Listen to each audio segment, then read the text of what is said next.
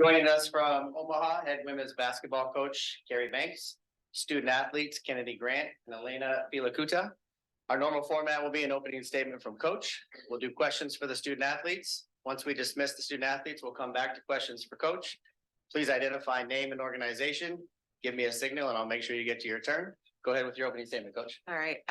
Well, first and foremost, this has kind of been our trend all year. We like to make things very, very interesting. So at the end, I mean, it certainly got really interesting, but we knew this was going to be a defensive game for us. And that was what we spent a lot of time focusing on in preparation leading up to today. And I thought our kids, even when they made their runs, they just did a great job of staying composed and just answering the call every single time. So just really proud of their effort right down to the final seconds. Yeah, that's what I got. Go ahead with questions for the student athletes, Madison. Madison Danval again, reaching this podcast.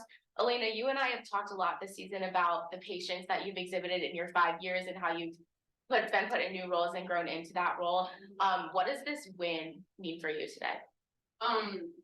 It's definitely a huge win as a team for sure. Not I don't want to talk about just myself. I think as a team we've shown patience from last year to this year. I think we worked for this win, and it's definitely good to see our work pay off in March and when it comes. So I think we definitely needed it, and it's going to motivate us a little more and give us an extra push for the next couple of games.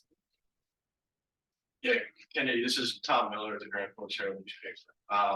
What was the biggest difference between when you guys played in Omaha and this one?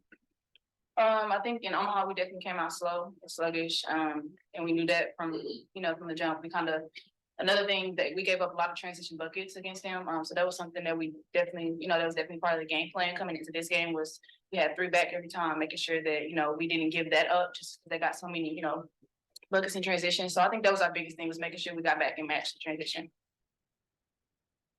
All right, thanks. Just can you talk about what you guys had to go through today with you had a player, had to go see the garbage can at one point in the game, to be helped off. Just what do you think overcome some of this?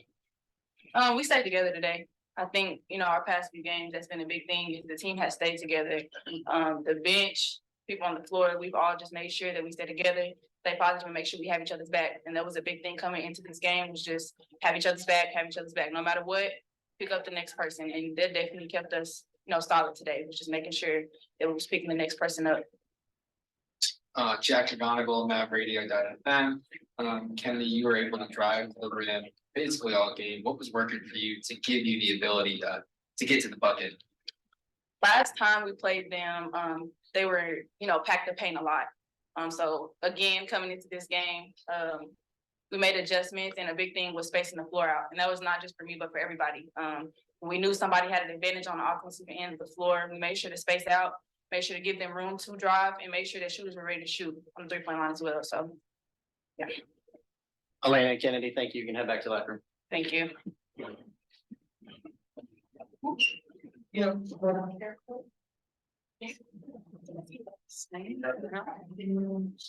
Okay.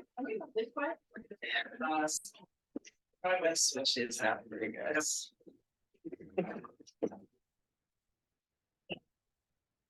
Go ahead with questions for coach. We'll go here and there.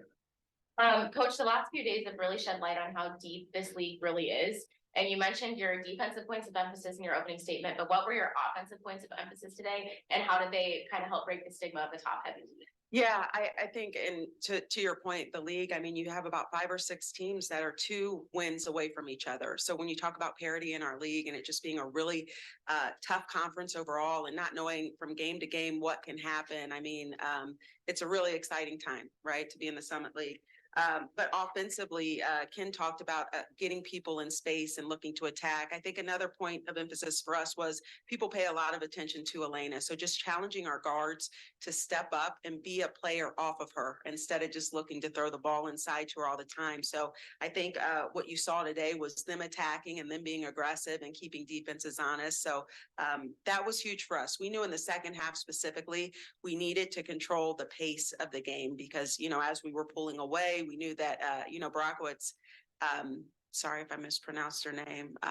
She was going to really take over because that's what good players do. And so just controlling the tempo of the game when we got the ball back and making sure our shot quality was really good was important. And then the final minute, bit of craziness.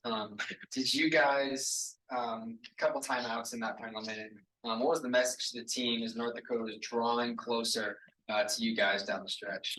Well, I think the great thing is before I even got into the huddle, I could hear everybody saying, stay calm, stay poised, stay calm, stay poised. So when you have them doing that amongst themselves and you're coming in and echoing the same message, it's already resonated, right? And so I think that was the biggest thing. There's not a situation that we haven't been in this year, whether up or down in the game, you know what I mean? First quarter, second quarter.